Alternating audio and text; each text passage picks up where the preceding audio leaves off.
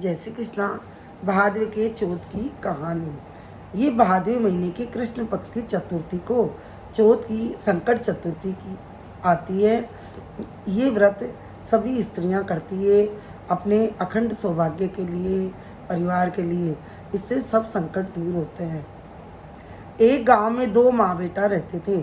वह बहुत गरीब थे। बेटा जंगल से लकड़ियां काटकर शहर में बेचते जाता, उस पैसे से खाने की सामग्री लाता। दोनों माँ बेटे मिलता जो खा लेते।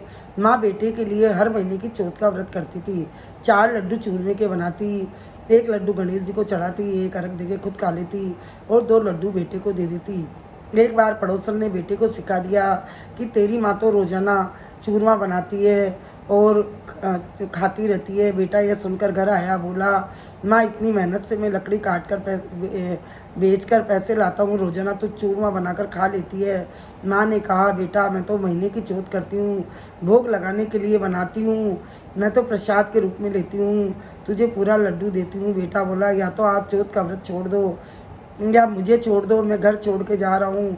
माँ ने कहा, बेटा चौथ का व्रत तो मैं तेरे लिए ही कर रही हूँ, तेरी मर्जी, मैं चौथ का व्रत तो नहीं छोड़ सकती। ये बात सुनकर बेटा घर से जाने लगा। तो माँ ने कहा, बेटा आज भादवे की चौथ है, मैंने व्रत रख रखा है, ये कहानी की आंखें है, तू ले जा, जहाँ भी संकट दिखे वहीं पर ये आंखें बिखेर देना। यह सुनकर बेटे ने सोचा कि आंखें आंखें ले जाकर भी देख लूँगा कि क्या सच में ही माँ मेरे लिए चौथ करती थी या खाने के लिए करती थी। माँ से गेहूँ की आंखें लेकर चला गया। आगे उसे नदी मिली, उससे पार जाने के लिए गेहूँ का दाना डाला। कहा, ए चौथ माता, अगर मेरी माँ मेरे लिए ही चौथ करती थी तो मुझे रास्ता दिखाओ। आँखा डालते ही नदी के बीच से रास्ता दे दिया। आगे जंगल में शेर मिला। बेटा घबराने लगा। फिर उसे आँखें की याद आई। उसने गेहूं के दाने डाले तो बोला कि ये चौथ माता अगर मेरे लिए ही करी है तो ये जंगल से शेर चीते सब गायब हो जाए। रास्ता साफ दिखाई देने लगा। थोड़ा आगे गया तो उसे सामने सरप दिखा। वह घबरा गया। उसने गेहूं का दाना डाला और चौथ माता के हाथ जोड़े। लड़के ने सोचा, हाथ जोड़ते ही नाग ने रास्ता दे दिया। लड़के ने सोचा, मेरी माँ मेरे ही लिए चौथ करती थी, मैंने माँ पर गलत आरोप लगाया, चौथ माता मुझे माफ़ कर देना। पड़ोसन के सिखावे में आ गया। वह गांव से बहुत दूर निकल चुका था। गांव के बाहर एक झोपड़ी दिखी। वहाँ एक बुढ़िया रोई जा रही थी और पुए बना रही थी, कभी कभी हंस रही थी। वह बुढ़िया के दरवाजे पे खड़ा खड़ा यह सब देख रहा था। उसने बुढ़िया के पास जाकर पूछा, आप क्यों रो रही हो? उसने कहा कि मेरा बेटा हाव में चढ़ जाएगा। इस गांव के राजा जब भी हाव पकाते हैं तो एक मनुष्य की बलि चढ़ाते हैं।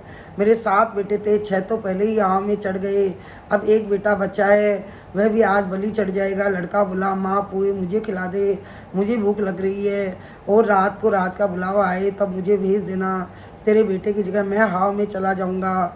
बुढ़िया ने कहा, बेटा पुए तो खा ले, लेकिन मौत के मुँह तू क्यों जाएगा? उसने कहा, माँ मैं ज़रूर जाऊँगा, चला जाऊँगा। बुढ़िया ने लड़के को गरम गरम पुए पेट भर के खिला दिए। लड़का खुश हो गया। लड़का खाना खाकर सो गया। उसे नींद आ गई, थका आ रहा था। आधी रात को राजा के नौकर बुलाने आए। बुढ़िया को आवाज़ लगाई कि तुम्हारे बेटे को भेजो। अब बुढ़िया परेशान हो गई कि पराए पूत को कैसे जगाए। वह बर्तनों को पटकने लगी, कभी थाली चिमटा बजाने लगी। आवाज़ सुनकर लड़का हड़बड़ा कर उठा, बोला, माँ बुलावा आ गया क्या? बुढ़िया बोली, हाँ बेटा, नौकर बाहर खड़े हैं। वह पानी का कलश, वह गेहूं की आंखें ले गया। आधी रात को कुमार के हाव में चिन्ह दिया गया। उससे चौथ माता का नाम लिया और कहा, हे चौथ माता, आज मेरा आखिरी संकट है, इससे तू दूर करना। मेरी माँ मेरे लिए ही चौथ करती थी, तो आप मुझे बचा लेना। उसने आंखें बिखेरे और पानी से छिड़काव लगाया। हाव जला दिया गया। सुबह सूरज उगते ही भंगन झाड़ू निकालने आई तो झाड़ू की धूल के कंकर उछल उछल कर कंकर बर्तनों पर गिरे तो बर्तनों में से आवाज़ आने लगी। भंगन ने सबको बुलाकर कहा, हाव 6 महीने में पकता है बारिश के मौसम में, और आज 6 घंटे में कैसे पक गया? यह बात राजा तक पहुंची। राजा जी खुद देखने आए, हाव इतनी जल्दी कैसे पक गया। सारे गांव वाले इकट्ठे हो गए। अब राजा के नौकर बर्तन उतारने लगे। सारे बर्तन मिट्टी की जगह कांसे पीतल के घड़े हो गए। सब गांव वाले देखकर अचंभा करने लगे। जब नौकर बर्तन उतार रहे थे तब अंदर से आवाज़ आई कि बर्तन धीरे धीरे उतारो, आदमी अंदर बैठा है। अब बर्तन उतारने वाले डरने लगे। हाव में बुढ़िया का बेटा जिंदा बैठा था और चारों तरफ हरे हरे ज्वारे उगे हुए थे। राजा ने पूछा, ये कैसे हुआ? लड़के ने बताया, मेरी माँ मेरे लिए हर महीने की संकट चतुर्थी का व्रत करती थी और चूरमा बनाती थी भोग लगाने के लिए। पड़ोसन ने मुझे बताया कि तुम इतनी मेहनत से लकड़ी काट कर पैसे लाते हो और तुम्हारी माँ खाने के लिए रोज़ चूरमा बनाती है। पड़ोसन के सिखाव में आकर मैंने घर छोड़ दिया। जिस दिन मैं घर से आया उस दिन भादवी की संकट चतुर्थी थी। माँ ने व्रत रख रखा था और उसने मुझे बहुत समझाया, लेकिन माँ की बात नहीं मानी। आते समय माँ ने मुझे कहानी के आंखें दिए और पानी का लोटा दिया।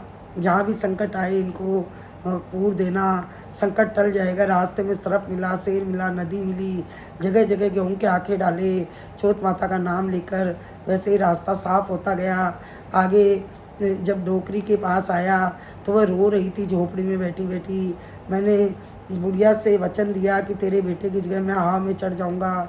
यहाँ आकर मैंने बैठते ही चौथ माता का नाम लेकर गेहूं के दाने डाले, पानी डाला। चौथ माता से कहा, हे चौथ माता, मेरी माँ मेरे लिए ही चौथ करती थी, तो आप मेरी रक्षा करना।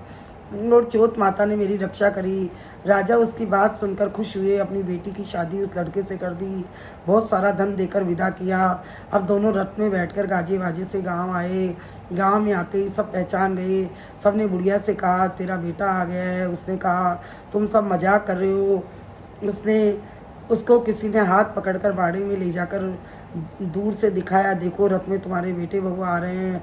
उसने देखा तो उसके आंखों की रोशनी आ गई, क्योंकि बेटे के जाने के बाद रो रो कर उसकी आंखें की रोशनी चली गई थी और उसकी टूटी झोंपड़ी महल में बदल गई।